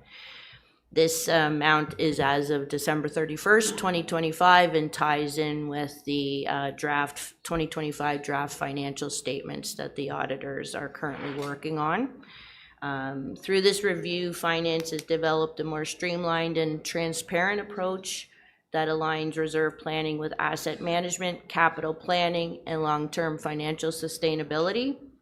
While the number of reserves is being reduced from 33 to 25, the township's overall reserve capacity remains unchanged. This is just aligning and making things more efficient. There were reserves that were set up in previous years that can now be consolidated with some of the other reserves to now have a more efficient approach to asset management and for the classes. The framework organizes reserves into 4 categories. There's working fund reserves, that's like our budget stabilization reserve. There's discretionary operating reserve funds. This is such as legal reserves to offset any increase in legal costs or policing. The OPP costs that we've seen have been rising. So those are winter storm or climate things that were happening now more frequently. Those are those operating reserve funds that kind of help offset those costs each year. There's discretionary capital reserve funds, which are primarily for asset management purposes and the replacement of infrastructure. And then you have your obligatory and restricted reserve funds, which are primarily like development charges that are collected and parkland revenue that's earned, which have legislated purposes and cannot be used to fund just any type of capital or operating. They're only allowed if our background study, our 2024 background study, specifically mentions that project as being a growth project because the community in a certain area has grown due to and needs more infrastructure. Those development charges are then able to fund those specific projects or capital. It also establishes clear governance over reserve purposes, funding sources, responsibilities, and reporting requirements. Reserve targets have intentionally been kept at a high level in this policy. The purpose of the policy is to establish the framework today, while the township's long-term financial plan that we're currently working on will evaluate reserve adequacy, funding gaps, contribution strategies, and appropriate reserve targets at that time. So council is just setting the foundation at this point to align our reserves to be more efficient and to set up that additional work in the long-term financial plan that will then recognize what those targets are, and we'll be bringing that forth to council once the long-term financial plan is completed with some recommendations on that to be approved by council at that time. A key component of the policy is the formalization of the investment income allocation. Under the proposed framework, the majority of investment earnings will be directed to discretionary capital reserves but to support future asset renewal and replacement. This creates a direct link between the township's investment policy, which was in the previous report, the reserve framework, and long-term infrastructure funding needs. As the deputy mayor mentioned in my previous report, investment report, a portion of the investment income historically has been used to offset the operating budget levy every year. This has been a practice in the township, I would say approximately 20 years or more. So this new reserve policy now will redirect those investment incomes that are earned and put back into the capital reserves to support the future infrastructure replacement. While this strengthens the long-term financial sustainability, it may create additional pressure for the 2027 budget and future budgets because this could suggest an impact on the operating levy increase of 2.5 to 3% in the 2027 tax year to basically set the motion to get this redirected. It will lessen the other revenue that we have to offset the operating expenses. So, but we won't know that until the final 2027 budget is completed and with that final impact. So together with the investment policy that came forth before this report, the reserve framework and the long-term financial plan form the foundation of the township's long-term financial strategy by linking our investments, our reserves, asset management, and future budget decisions. Council will also note that the Municipal Services Corporation reserves have been separated from the township framework. These reserves are held under the legal ownership of the MSC and have been consolidated into a dedicated structure with operating and capital reserves for its user pay division. A separate MSC reserve framework will be brought forward to council in its capacity as sole shareholder of the MSC. And ultimately, this policy today is about establishing governance, funding, and planning framework needed to support informed decision-making and long-term financial sustainability. Thank you. Thank you very much, Ms. Johnson. I'll open the floor at this time if there's any questions in regards to this. Councillor Hutchison. Thank you, through you, Mayor. Just one question. Thank you, Ms. Johnson. Just to go back to the point of redirecting the returns from investments back into the capital reserves, and the practice of, in the past, having applied those to operations. Is that a normal practice for municipalities, or was this a unique situation? I just want to get a sense of sort of, I understand perhaps why that was done, but I just want to know if this is sort of the normal course of action. Through you, Mayor, to Councillor Hutchison. Yes, in my previous positions at other municipalities, I've seen this process. It's been historically to offset the tax levy increase each year. It's not the best long-term approach for reserves and reserve continuity. It's been mainly to keep that tax levy low each year. So it did not have a focus on a long-term sustainability. It was more about the current budget year and keeping that levy low.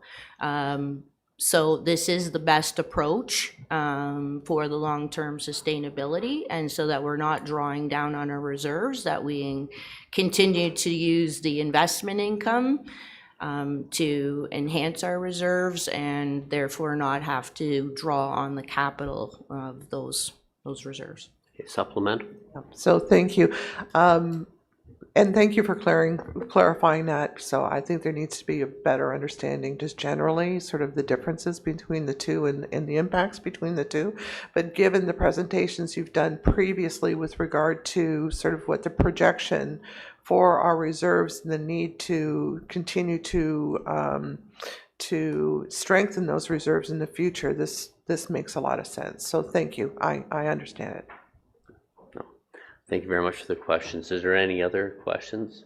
No, and I think the point, Ms. Johnson, is by putting them back in the reserves instead of doing the short-term patchwork into different departments, is it allows more consistent and flattened increase to tax levies as time transpires, rather than the peaks and valleys that, you may get 4 years of low taxes, but then all of a sudden it skyrockets, and it doesn't allow people to plan for their own households without that kind of consistency. CAO Benz. Thank you, Mayor Greenlaw. I just wanted to highlight the longer term perspective here, and this longer term approach will allow us to take a more focused look at the reserves as we develop.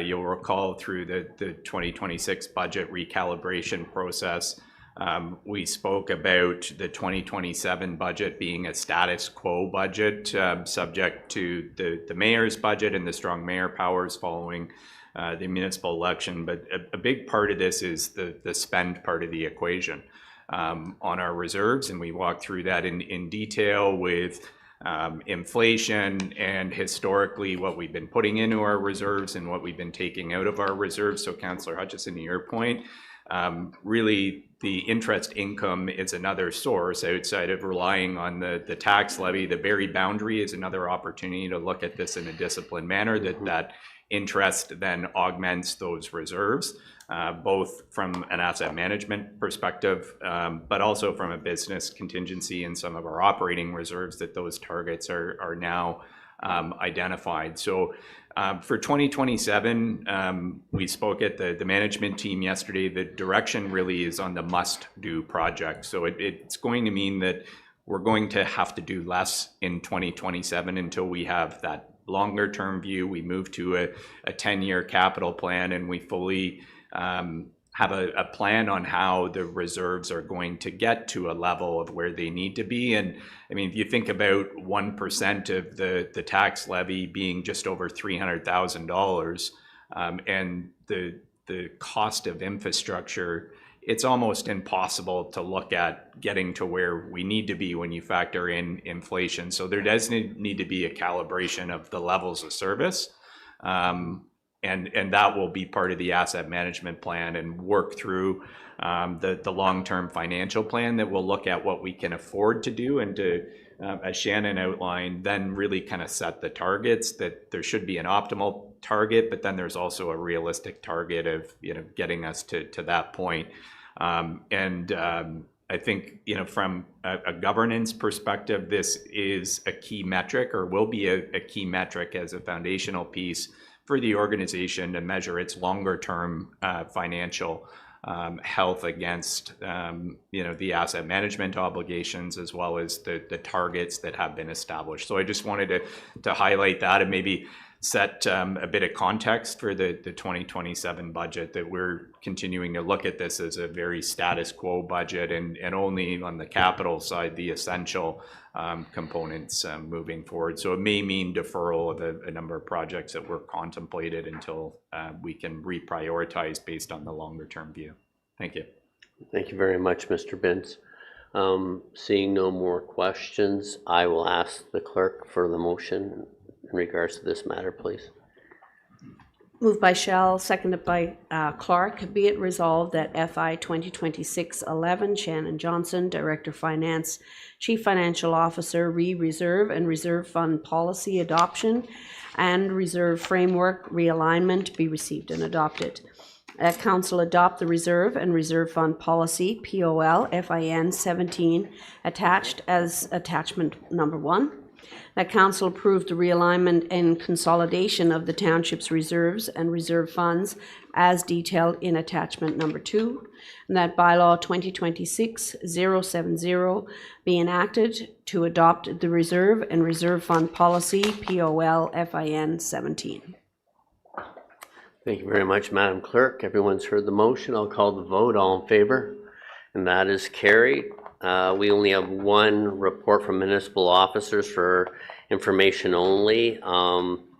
Spagnell, would you like to provide a summary comments in regards to the town-initiated site-specific zoning bylaw amendment of the 10 properties? Excuse me, Mr. Mayor, I'm going to have to leave the room. Okay.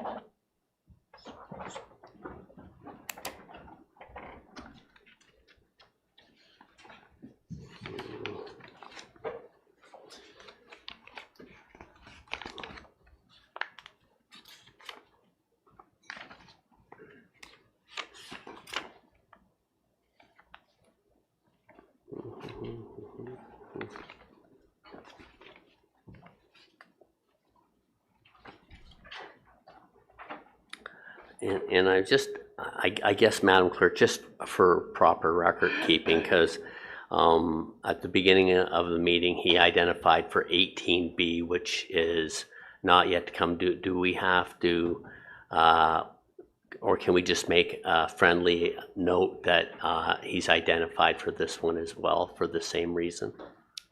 Yes, that will be noted. Okay, thank you very much. And the councillor can confirm when he comes back in Okay. as well. No, thank you very much. Okay, so Mr. Spagnell. Thank you, Mayor Greenlaw. The memo that's on the agenda today is to advise council that that the report that was originally scheduled to consider the recommendation for the short-term rental accommodation zoning bylaw for 10 properties is being deferred. The reason for the deferral is due to the amount of comments that the township has been receiving with respect to those applications. There have been comments received from various residents and stakeholders, both in opposition and support, and additional time is required for staff to review those comments in order to prepare the recommendation report, which is scheduled to be brought forward to council on July 22nd, 2026. Thank you. Thank you very much, Mr. Spagnell. Any questions regarding this? Seeing none, then I'll, did you read the motion? then I would ask if you could read the motion to receive, and then we'll vote. Moved by Bard, seconded by Young. Be it resolved that the report as listed under item number 12, reports of municipal officers for information only, be received. All in favor? And that is carried. And if somebody wants to bring Councillor Shell back into the meeting. Gone that way or that way?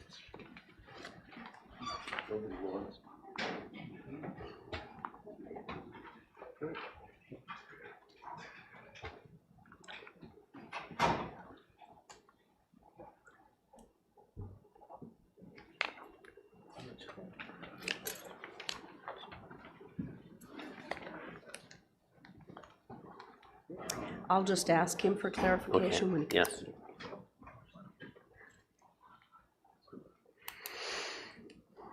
And it was 18, what? Because he's EVB, 18. Take a look at that one.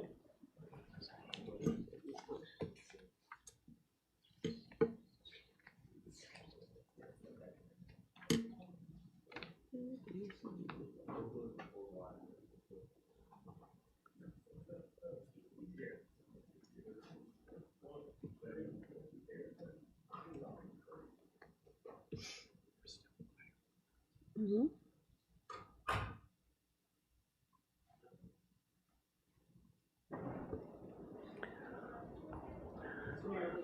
Yeah, we'll We're still continue. live. Yeah, Councillor Young will be right back, but we can continue it while he's on his way in, so we'll continue. We have quorum anyways. Councillor Shell, Mr. Please Mayor, just if go I may. ahead, Madam Clerk. Councillor Shell, for the record, you disclosed a pecuniary interest for item 18B at the beginning of the meeting, and 11B. And do you also wish to, for the same reasons, declare 12B, for which you just left? 12A, sorry. And you may want to turn your mic on as well, please. Could you repeat that, please? Just for the record, I'm just asking you to confirm that your pecuniary interest that you declared at the beginning of the meeting was also for 12A, 18B, and 11B. Yes, I missed those when I was reading through my notes. Thank you. I will fill out the proper forms. Thank you. You're welcome. Thank you very much. It's just a record-keeping thing, Yep. Councillor, that we just need to make sure we're dotting the i's and crossing the t's. So we're now on to item 13, reports and announcements of members of council. Are there any of our council members who have reports from the township or partner agencies that you sit on? I know it's summer and a lot of boards and stuff have taken a break, so I don't see any. We'll move now on to the consent agenda. Is there any items on the consent agenda that anybody would like to pull that needs to be changed from the consideration of staff's recommendation? Councillor Hutchinson, I'm trying to finish my sentence here, just before, you'll feel like you're on one of those game shows where you got your card up right away and you think the first answer, and then you say, well, could you read the rest of the question? The answer would be no. So, patience. So, Councillor Hutchinson, then Deputy Mayor Lavoie. Thank you. I'd like to pull 14C, the correspondence from the Township of Springwater. I'd like to have a letter prepared in support under the mayor's signature. Okay, that's noted. And Deputy Mayor Lavoie? Yes, I was going to second that intent. Thank you very much. Okay, thank you. Is there any other items that need to be pulled? Seeing none, Madam Clerk, could we have a motion for all the other items, and then we'll deal with 14C.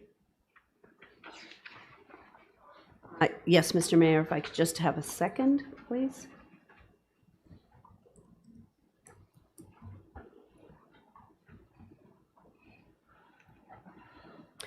Moved by Hutchison, seconded by Shell. Be it resolved that the staff recommendations with respect to the items listed under consent agenda correspondence be adopted as printed with the exception of item 14C to be voted on separately. Okay. All in favor? That is carried. Now we'll deal with 14C, which is a letter from the Township of Springwater regarding the groundwater protection grant application to the Natural Science and Engineering Research Council of Canada. Do either the mover or seconder wish to speak to this matter at this time, other than what you've said in your earlier disclosures? Deputy Mayor Lavoie. Yeah, excuse me. Yeah, I do think it's important that we support the township, and I think in the broader context, this whole groundwater issue fits together with, you know, a motion that was presented in the consent agenda at County Council with regard to the Oro-Medonte. There's general concerns around Minisink Swamp. So I think in the larger context, many of these smaller initiatives are going to somewhere in the near future begin to converge on the broader natural heritage issues that the communities around us and ourselves are facing. And I think I see this as one of those steps in moving towards that broader inclusion. But, you know, that may not take place until the next round of county councils in 2027. However, having said that, I'm full support of whatever motion is being presented here today vis-a-vis supporting Springwater and moving that entire agenda forward with this being a piece. Thank you. Thank you very much, Deputy Mayor. Would you like to speak regarding this, please, Councillor Hutchison? I would echo your remarks, Deputy Mayor Lavoie. I think given the presentation we had earlier today with regards to, you know, the review of our settlement areas, et cetera, any further information and, let's say, pressure we can use in order to have these very sensitive areas reviewed and considered is extremely important. So I would like to see that we do send a letter of support with regard to this. No. Thank you very much. No, there's no doubt groundwater in the aquifer is not a municipal specific matter. This is something that affects all the municipalities around us, and I think it's work that needs to be done and better understood as we move forward. So, Madam Clerk, do you have an adopted motion, please? Moved by Hutchison, seconded by Lavoie. Be it resolved that item 14C, correspondence dated June 16th, 2026 from the Township of Springwater, re Elmvale Groundwater Project Grant Application to the Natural Sciences and Engineering Research Council of Canada, be received and supported as outlined in the June 16, 2026 correspondence. The Council recognizes the importance of the Elmvale groundwater protection in contributing to a greater understanding of regional groundwater systems and their relationships to the Oro-Medonte and related natural features, and supports continued efforts to protect these resources. That the Township of Springwater be advised of Council's decision under the Mayor's signature. I'll call the vote. All in favor? And that is carried. Mark that unanimous, please, Madam Clerk. So we have no communications or petitions this week and no notice of motions. Now that we're at item 17, draft bylaws, member of council, are there any comments or questions on these bylaws?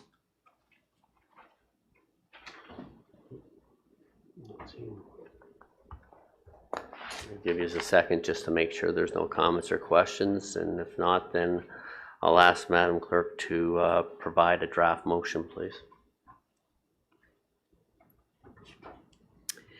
Moved by Lavoie, seconded by Bard. Be it resolved that bylaw numbers 2026 062, 2026-069, and 2026-070. Be passed in open council on the 15th day of July, 2026. Okay. All in favor? Any opposed? Seeing none, that has carried. Okay, so now we're back at item 18. We're going back into closed session. So may we have a motion to go into closed, Madam Clerk? Moved by Clark, seconded by Hutchison. Be it resolved that we do now go into closed session at 11:34 a.m. to discuss solicitor-client privilege, litigation affecting the municipality, official plan appeals, short-term rentals, STR accommodation policies, solicitor-client privileged 2013 SUB 01 51M 1268, litigation affecting the municipality, Ontario Aboriginal Housing Support Services Corporation. For the motion, I'll call the vote. All in favor? That is carried. We'll see everyone in closed.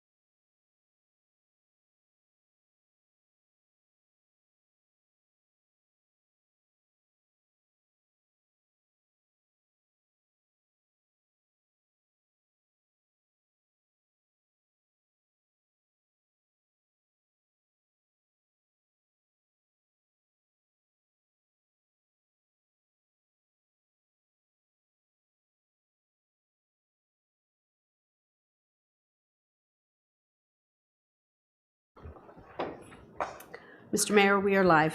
Thank you very much, Madam Clerk. May we have a motion to rise and report out of close, please? Moved by Lavoie, seconded by Clark. Be it resolved that we do now rise at 1:54 p.m. and report on the closed session items 18B, C, and D. All in favor? That is carried. And may we have a draft motion for item 18B, please? Moved by Young, seconded by Lavoie. Be it resolved that the confidential correspondence presented by Sean Binns, Chief Administrative Officer, Brent Spagnell, Director, Development Services and Legal Counsel, Solicitor-Client Privilege, litigation affecting the municipality, official plan appeals, short-term rentals, STR, accommodation policies be received, that counsel, legal counsel, and staff proceed as directed by counsel. All in favor? That is carried. And may I have a motion for 18C? Moved by Shell, seconded by Young. Be it resolved that the confidential correspondence presented by Brent Spagnell, Director of Development Services and Legal Counsel, Solicitor-Client Privilege, 2013 SUB 01 51M 1268 be received and adopted, and that staff proceed as directed by council. All in favor? That is carried. And I have a motion for 18D, please.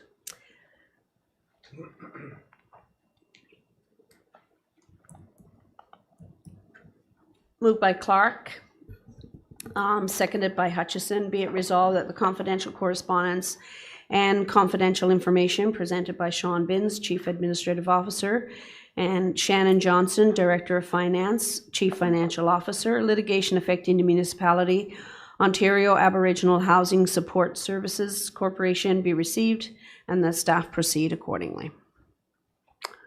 All in favor? That is carried. And motion 18D. Moved by Clark, seconded by Young. Be it resolved that bylaw, I'm sorry. That is it Well, yeah, for just those testing, items. just testing, yeah. Just, Yep. That concludes the closed session items, Okay, Mr. may Mayor. we have a draft motion for the confirmation bylaw, please? Yes.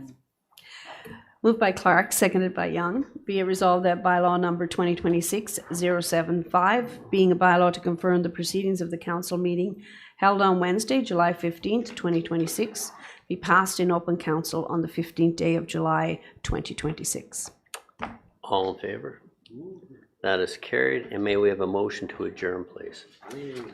Moved by Hutchison, seconded by Clark. Be it resolved that we do now adjourn at 1:57 p.m. All in favor? And that is carried. Everyone have a great weekend, and we'll see everyone next at the MSC meeting that will be starting shortly. Thank you.